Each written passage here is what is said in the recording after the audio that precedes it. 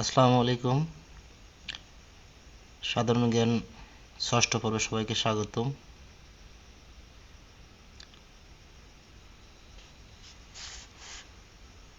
জাতীয় মানবাধিকার কমিশনের বর্তমান চেয়ারম্যান কে? উত্তর: জাতীয় মানবাধিকার কমিশনের বর্তমান ও চতুর্থ চেয়ারম্যান কামাল উদ্দিন আহমেদ, 10 ডিসেম্বর 2022। বাংলাদেশের 2টি সাংবিধানিক প্রতিষ্ঠানের নাম লিখো। বাংলাদেশের সাংবিধানিক প্রতিষ্ঠানের মধ্যে উল্লেখযোগ্য দুটি হলো বাংলাদেশ সরকারি কর্ম কমিশন, বাংলাদেশ নির্বাচন কমিশন। শান্তিতে সর্বকনিষ্ঠ নোবেল পুরস্কার জয়ী কে? শান্তিতে সর্বকনিষ্ঠ নোবেল বিজয়ী পাকিস্তানের নারী মানবাধিকার কর্মী মালালা ইউসুফজাই। তিনি 2014 সালে মাত্র 17 বছর বয়সে পুরস্কার লাভ করেন। স্বাধীনতা যুদ্ধে বীর প্রতীক উপাধি লাভ করেন কতজন? স্বাধীনতা যুদ্ধে বীরত্বপূর্ণ অবদানের জন্য 426 জন মুক্তিযোদ্ধা বীর প্রতীক উপাধি লাভ করেন। মুক্তিযুদ্ধের সময় পটুয়াখালী জেলা কোন সেক্টরের অন্তর্ভুক্ত ছিল? মুক্তিযুদ্ধকালে পটুয়াখালী জেলা 9 নং সেক্টরের অধীনে ছিল।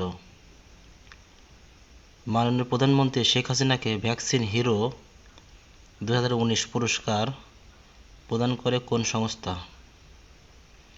মাননীয় প্রধানমন্ত্রী শেখ হাসিনাকে ভ্যাকসিন হিরো 2019 প্রদান করে গ্যাভি, যার পূর্ণ রূপ global alliance for vaccination and immunisation. Asia মহাদেশ থেকে জাতিসংঘের মহাসচিব নির্বাচিত হয়েছেন কে কে?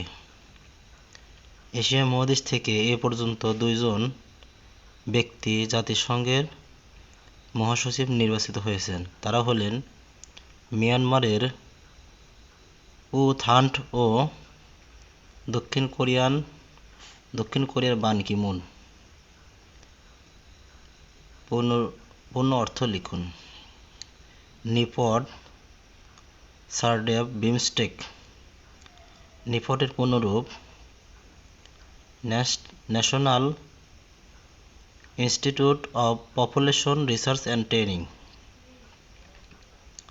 সারডেপের পূর্ণরূপ centre on integrated rural development for Asia and the Pacific.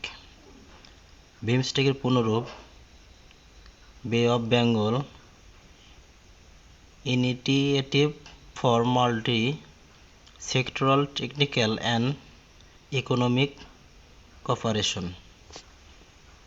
ধন্যবাদ সবাইকে।